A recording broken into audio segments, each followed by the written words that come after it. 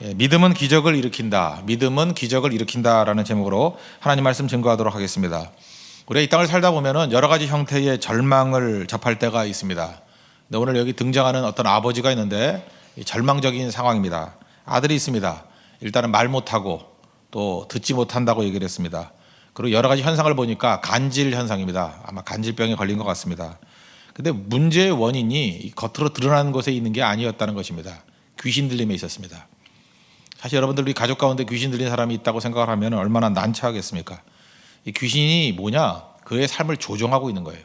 그래서 스스로를 죽이려고 불에도 들어가고 물에도 들어가고, 내가 사랑하는 자녀인데 불에도 들어가고 물에도 들어가고 죽었다 살리는 일들이 여러 번 있었다는 것입니다. 얼마나 힘들었겠습니까? 불쌍하고 절망스러운 상황입니다. 이건 그 당사자도 불쌍하고 절망스럽지만 아버지도 불쌍하고 절망스러운 그런 상황이었다는 것입니다. 하여튼 이 얘기는 다 잘하는 얘기가 여기까지 하고, 중요한 결론이 무엇입니까? 믿음이 절망을 이겼다는 거예요. 믿음이 기적을 일으켰다는 것입니다. 그래서 우리에게 필요한 게 뭐예요? 이 아버지 상황보다 뭐 못한 사람이 별로 없잖아요. 대부분 이거보다 나은 상황입니다. 어떤 절망적인 상황이라 할지라도 우리도 마찬가지예요. 믿음이 있으면 이긴다는 것입니다. 그래서 오늘 포인트는 믿음이에요. 믿음 붙들고 기적을 일으키고 믿음 붙들고 이겨야 된다는 것입니다. 사실상 이 절망의 원인은 귀신 들림 자체에 있는 것도 아니었고, 뭐 하나님의 무능에 있는 것도 아니었고, 불신앙에 있었다는 거예요. 불신앙. 그래서 오늘 이 본문에서는 신앙을 계속 시비 걸고 있어요. 19절 보니까 믿음이 없는 세대요 그랬죠. 언제까지 내가 너희들과 함께 있겠느냐. 믿음이 없는 세대요. 23절 우리가 많이 암송하지 않습니까? 할 수 있거든이 무슨 말이냐. 믿는 자에게는 능하지 못할 일이 없느니라. 믿음이죠. 믿음이 다 할 수 있다라는 거예요. 믿음이 문제라는 것입니다.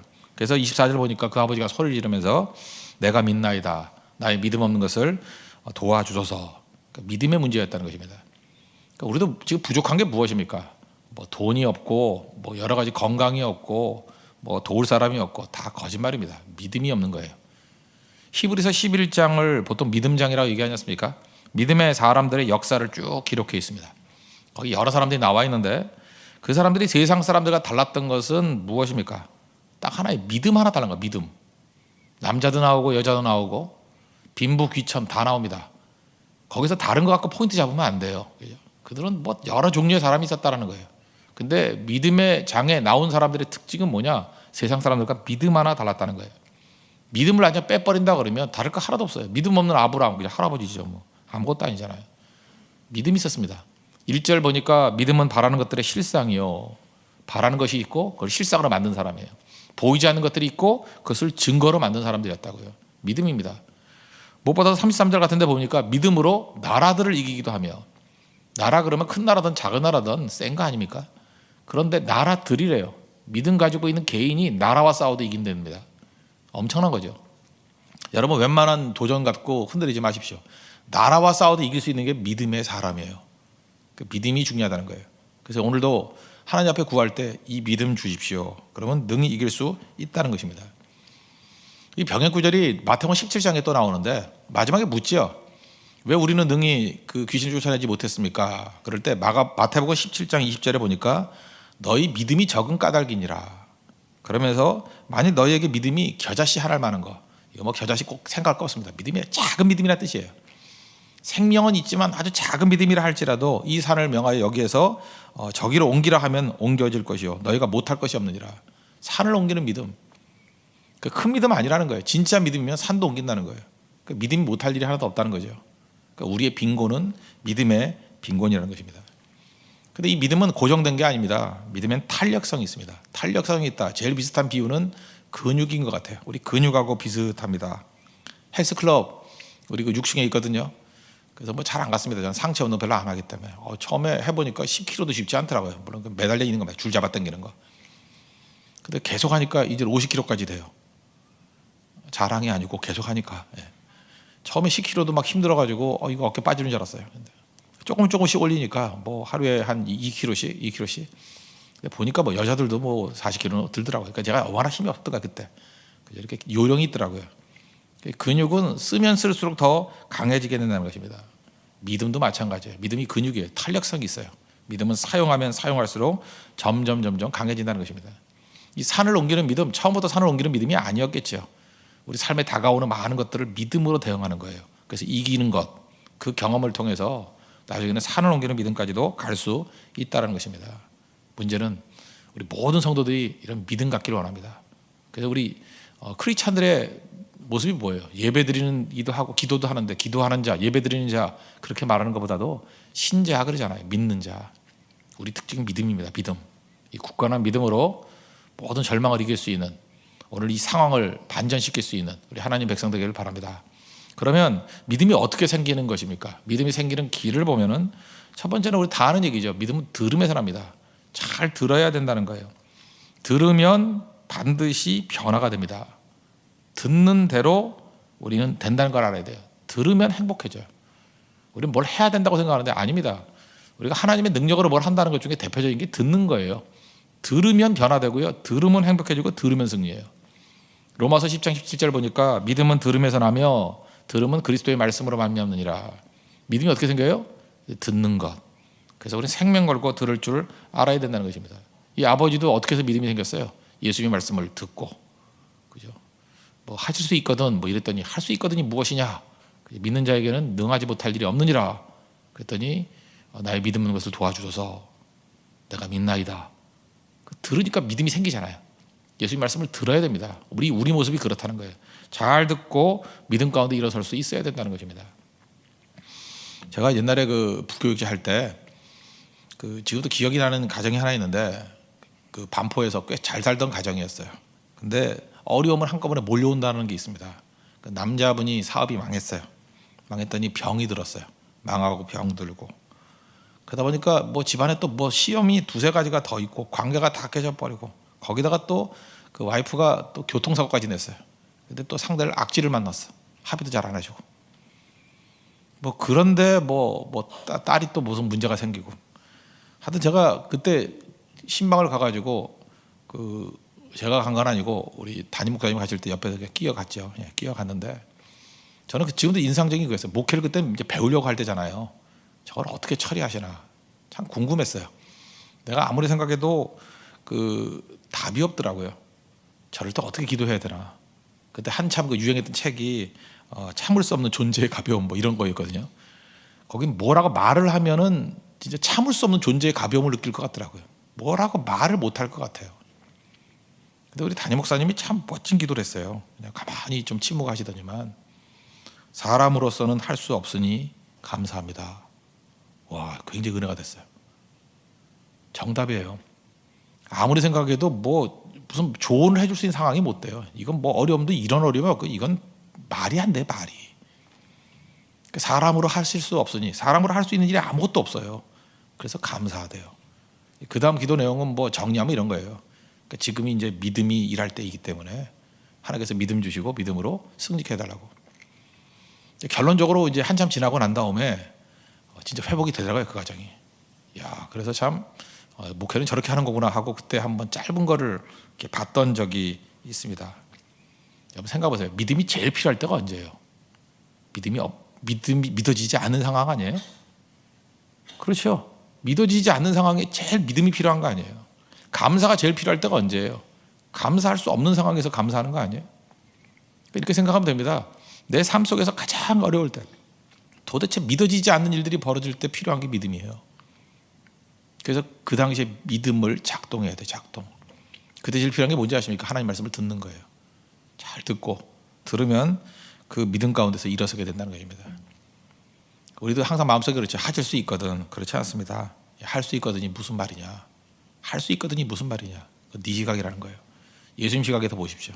믿는 자, 예수님 믿는 자에게는 능하지 못할 일이 없느니라. 말씀 듣고 오늘도 믿음으로 일어설 수 있는 하나님의 종 되기를 바랍니다. 두 번째, 믿음을 사용해야죠. 근육이라고 그랬잖아요. 근육은 사용하면 사용할수록 더 강력해진다는 것입니다. 믿음은 뒀다 뭐 하려고 그래요? 액세서리입니까? 믿음은 사용해야 될 거 아니에요. 믿음은 어떻게 보면 무기잖아요. 탄력성이 있다 그랬죠. 고정되는 게 아니에요. 탄력성이 있으니까 자라난다고 해요. 다윗도 보세요. 사자의 발톱에서, 곰의 발톱에서 승리했던 것들을 기억하잖아요. 그 근육이 자라서 나중에 골리앗도 물리치고 모든 시험과 환난을 이기고 왕까지 되잖아요. 우리에게도 그런 믿음의 그 성장이 필요하다는 거예요. 믿음의 성장은 딴 게 아니에요. 사용이에요. 말씀을 듣잖아요. 그럼 믿음이 생기죠. 그러면 하나님께서 우리에게 근육을 주신 거라고요. 그럼 굳건한 근육은 어떻게 하는 거예요? 그다음부터 운동을 해야 되잖아요. 믿음은 사용해야 크는 거예요. 그러니까 교회가 뭐냐? 그러니까 목회를 잘한다는 건 뭐냐 하면 성도들의 믿음을 사용할 수 있는 기회를 자꾸만 주는 거예요. 그거 자꾸만 안 주면 믿음 언제 사용하겠어요? 자꾸 고난이 올 때만 사용할 거 아니에요. 물론 삶 속에서 고난을 와도 이겨내는 거고, 그죠? 그 다음에 더 중요한 건 뭐냐 하면 마귀에게 먼저 도전해가지고 믿음을 사용할 수 있는 길들을 자꾸만 만들어야 된다는 것입니다. 그게 무슨 얘기예요?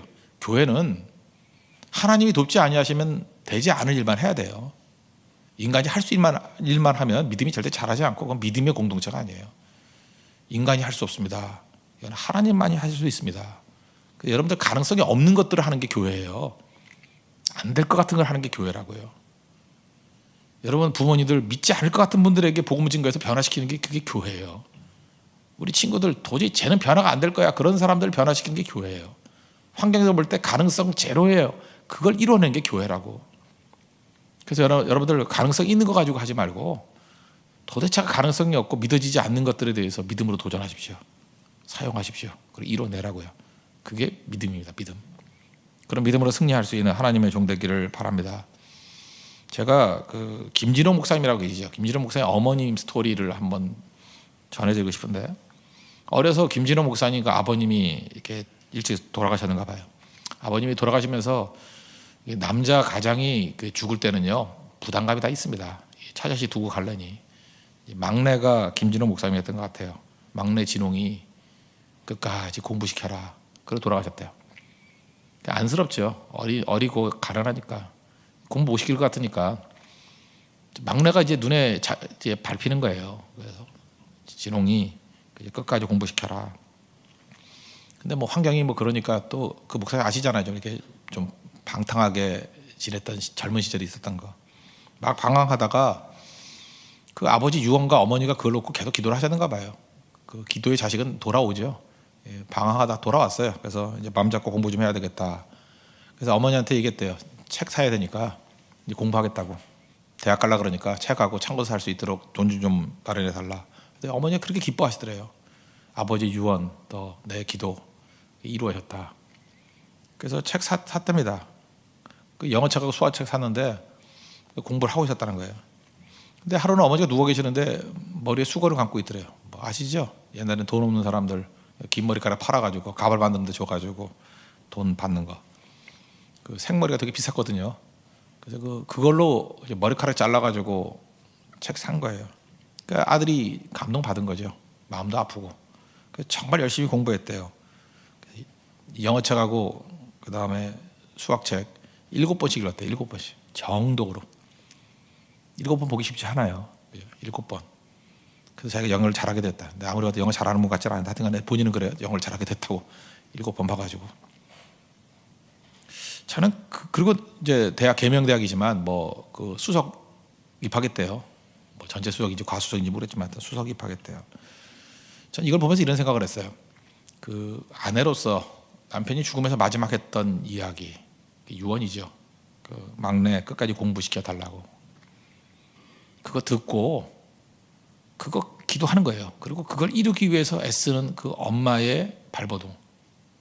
어쨌든 훌륭한 목사 하나 만들어낸 거 아니에요, 그죠? 그리고 많은 사람들에게 영향도 미치고 많은 사람을 세우게 되는. 저는 이게 믿음의 역사라고 생각을 합니다. 당시 스토리를 다 들어보면 가능성이 거의 없을 때였어요.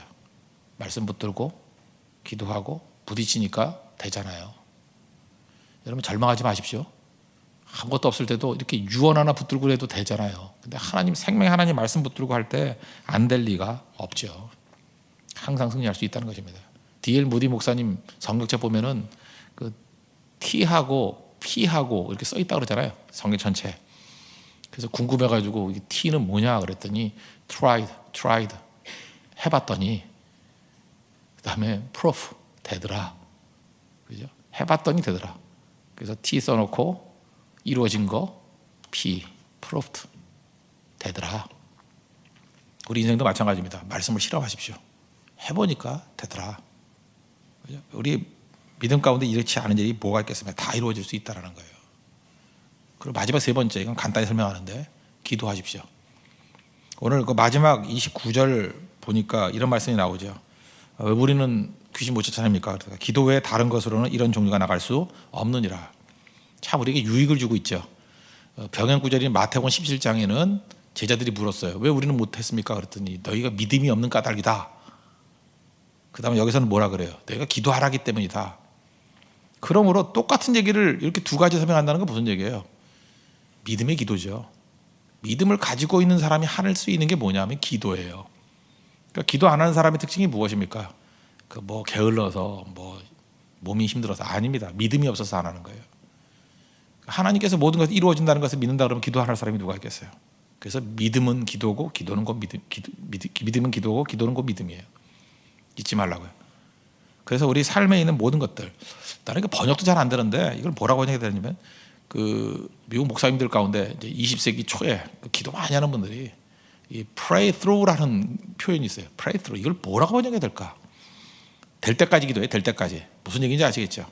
그러니까 뭘 이렇게 기도할 때 언제까지 기도해야 되냐 묻잖아요. pray through. 될 때까지. 마음의 확신이 올 때까지. 이루어질 때까지. 그래서 그 당시에 막 하는 난관과 어려움들을 이겼던 사람들은 pray through. 될 때까지 기도했다고요. 될 때까지. 승리하죠. 우리에게도 이게 바로 뭐예요? 믿음이라고 믿음. 믿음 붙들고 여러분 절망이 아니라 그런 될 때까지 기도를 통해서 승리할 수 있는 하나님의 거룩한 종 되기를 바랍니다. 그러므로 정리하면 이거예요. 믿음은 기적을 일으키는데 어떤 절망과 난관도 다 이길 수 있는데 믿음이 생기는 길은 뭐냐면 첫째 들어야 되고 두 번째는 사용해야 되고 세 번째는 그 약속의 말씀 붙들고 될 때까지 기도하는 겁니다. 그때 반드시 믿음은 승리합니다. 여러분 삶 가운데 이런 믿음으로 승리할 수 있는 우리 놀라운 역사가 있기를 축원합니다. 모두 자리에 세련하겠습니다. 공동체 기도 드리겠습니다. 545장 찬송, 545장 찬송하겠습니다. 우리 다 같이 기도하겠습니다. 여러 가지 형태의 절망이 있습니다. 절망에 눌리지 않게 하소서. 믿음은 기적을 일으킵니다. 믿음은 상황을 바꾸어 놓습니다. 믿음의 사람이 되게 하소서. 믿음은 들음에서 납니다. 예수님의 말씀을 잘 듣게 하소서. 사람으로서는 할 수 없는 환경 주시니 감사합니다. 믿음으로 승리할 수 있습니다. 믿음은 근육 같습니다. 잘 사용해서 더 강한 믿음이 되게 하소서. 믿음은 기도와 함께 일합니다. 될 때까지 기도를 통해 모든 것을 극복하는 승리의 사람이 되게 하소서. 이 새벽에 주의 능력과 은혜를 부어주어서 예수님의 이름으로 기도합니다. 아멘. 545장입니다.